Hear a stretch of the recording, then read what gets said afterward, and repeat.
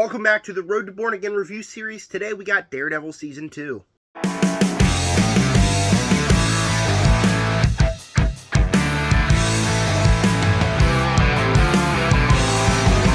Alright, so I already have a review for Daredevil Season 1 out on the channel. The link will be in the description of this video, and I also have one for Jessica Jones. The link will also be in the description of this video, and then there's a playlist all there if you just want to go find that now and watch the videos in order.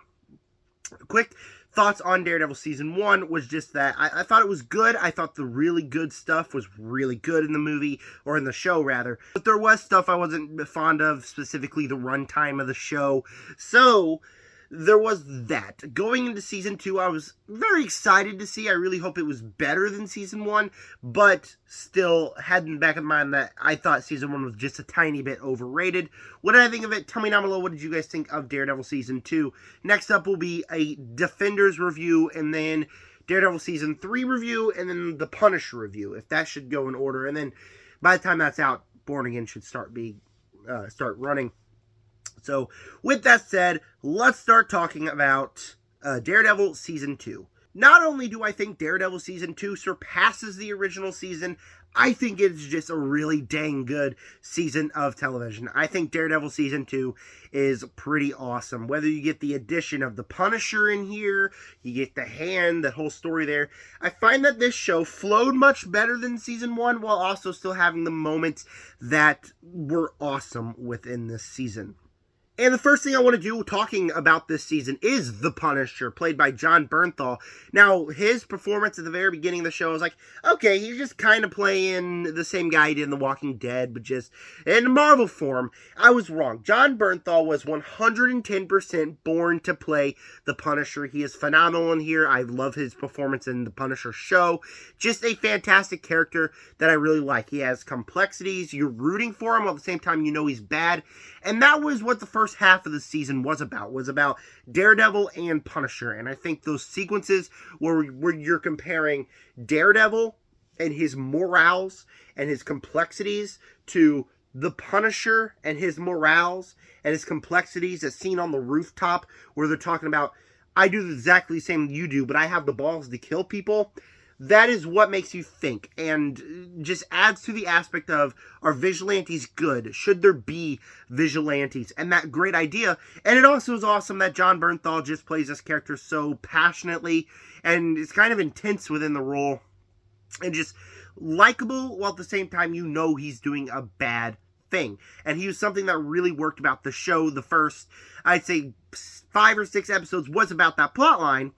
And then we eventually head into the Hand plotline, which I think actually really works in the show as well. Now, I know a lot of people did, in fact, complain about the aspect that we completely switched from Punisher, stopping the Punisher to Punisher trial, to going to the Hand in Matt's romance with Elektra. And I get that, but I still found Matt's romance with Elektra and the Hand plotline to be compelling. Takes actual stories out of the comic books about the Hand. And I do like Daredevil. I really like the character. I really like the comics. So it's really cool to have that plotline about the Hand, especially a plotline that's going even further in the Defenders, which there will be a review about probably this coming week.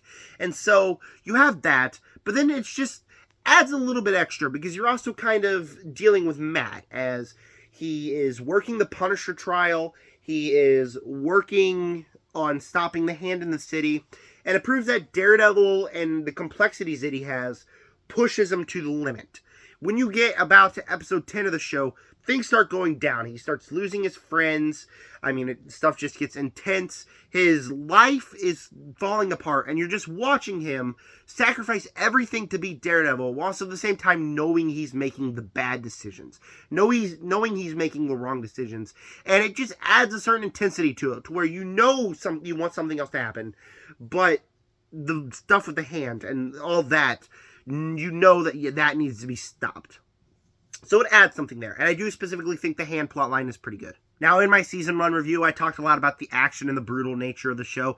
This one still has the action, brutal nature of the show. I obviously love kung fu fights, all that stuff. And so this show definitely has some kung fu fights. One of my favorite ones was the, not hallway fight scene, but when they're on the roof, and as he's escaping the roof, he's just fighting all these guys. He's got the chain, he's whipping them all. Really cool fight sequences. Every time he fights the hand, it quite often adds extra layers to be like, how is he going to stop him now? They discovered his weakness. How is he going to battle this weakness and stop it? And so it adds a little bit of complexity there. Elektra, I think, is a good character, and I really did like Matt and her's romance within the series.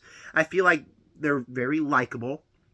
And while you know that Matt had a thing for Karen earlier in the series, who Karen, we'll talk about in a minute, had a thing for her at the beginning of the season, kind of switched up on that. We'll get to that when I'm talking more about the negatives, because I don't think this is a perfect season. It does have a few negatives, but I do feel like I like the romance. Karen Page also had a great arc, same as her and Foggy. Like I said, the main events are about Matt losing his friends and the Daredevil life crashing in.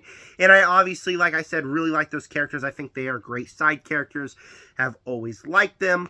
So this season adds a little bit more to what that first season did. I thought it the runtime smoothed a little bit more. I like the hand stuff. I like the action stuff in this show. And the Punisher really does add a little bit. There are some mixed aspects in this season. I definitely don't think the season is perfect.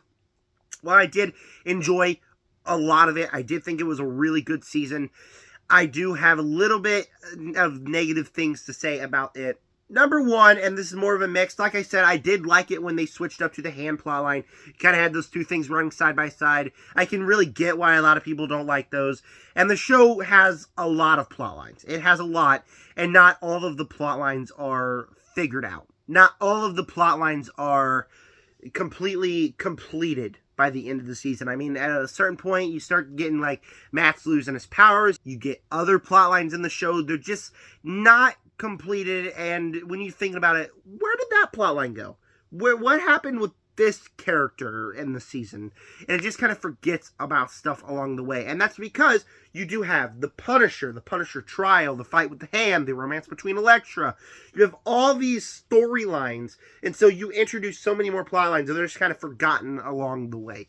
That was a little bit, and then when we get to like the finale, you have Stick, you have the Hand, you have Punisher, you have all these storylines that still have a little bit more to go, but you're hitting the 13 episode limit, and you kind of get to the point to where you need to start kind of closing out these plot lines. So what do you get? You get the Punisher in the distance shooting a guy, and then Stick killing somebody.